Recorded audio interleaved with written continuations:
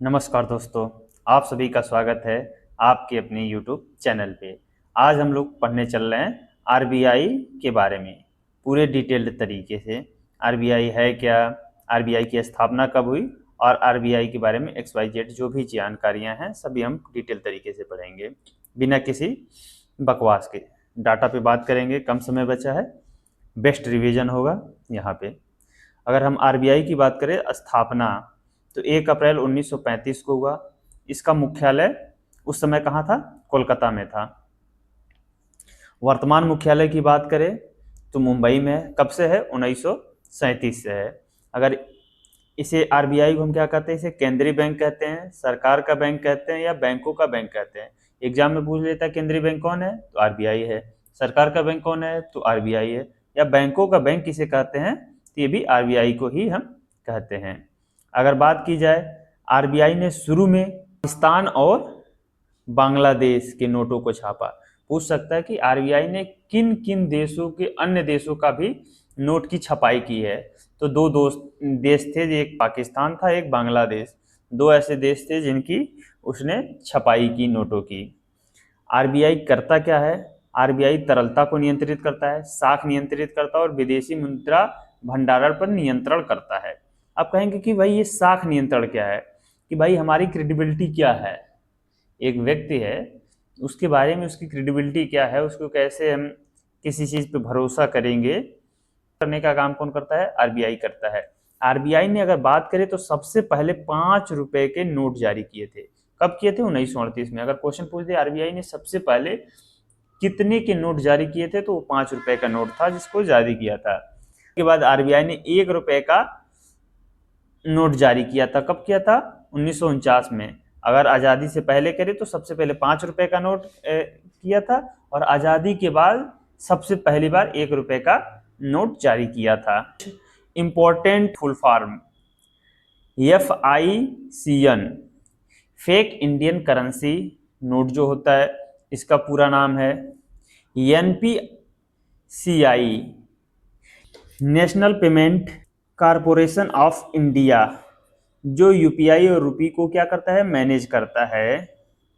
CBDC, central bank digital currency. CBDC का पूरा full form क्या है? Central bank digital currency.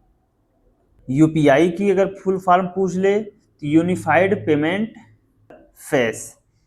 PIN, personal identification number.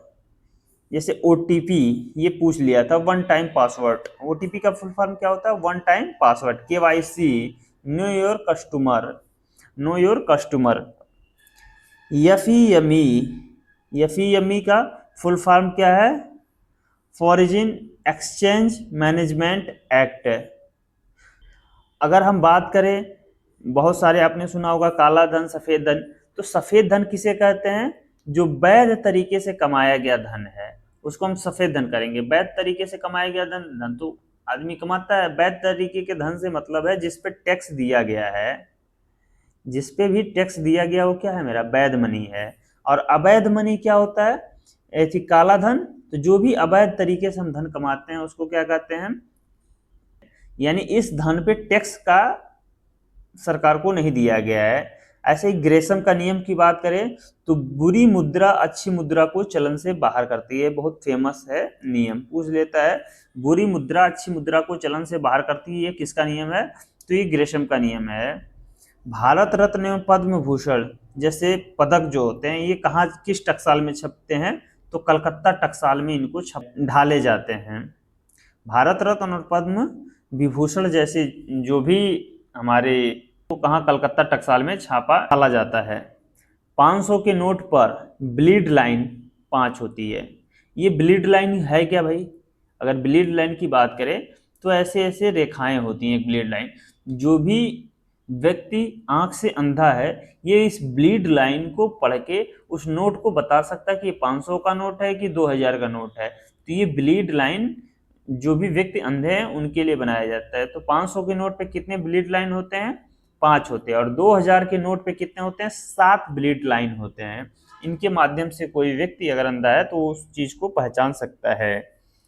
19 मई 2023 क्या भाई, 19 मई 2023 को आरबीआई ने अपनी क्लीन नोट नीति के तहत 2000 के नोट को बंद कर दिया और वापस करने का जो अंतिम तिथि है वो 30 दिसंबर 2023 था। तो ये बहुत इंपॉर्टेंट है कि 2000 के नोटों को वापस करने की अंतिम तिथि क्या थी, 30 दिसंबर 2023 थी।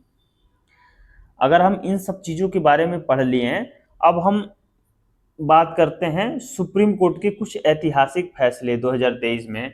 ये सुप्रीम कोर्ट में चुनौती दी गई थी कि जो भी नोटबंदी हुआ है वह अवैध है, वह गलत तरीके से नोटबंदी किया गया है। तो इसमें 5 जजों की एक संवैधानिक पीठ बैठी थी।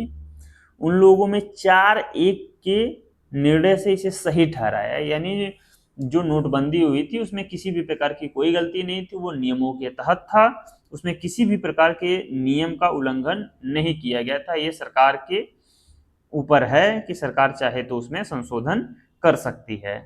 इस तरीके से हमने आई होप आपको अच्छा लगा होगा वीडियो। अगर वीडियो अच्छा लगा है तो चैनल को लाइक कीजिए, सब्सक्राइब कीजिए और अपने मित्रों में ज़्यादा से ज़्यादा शेयर कीजिए।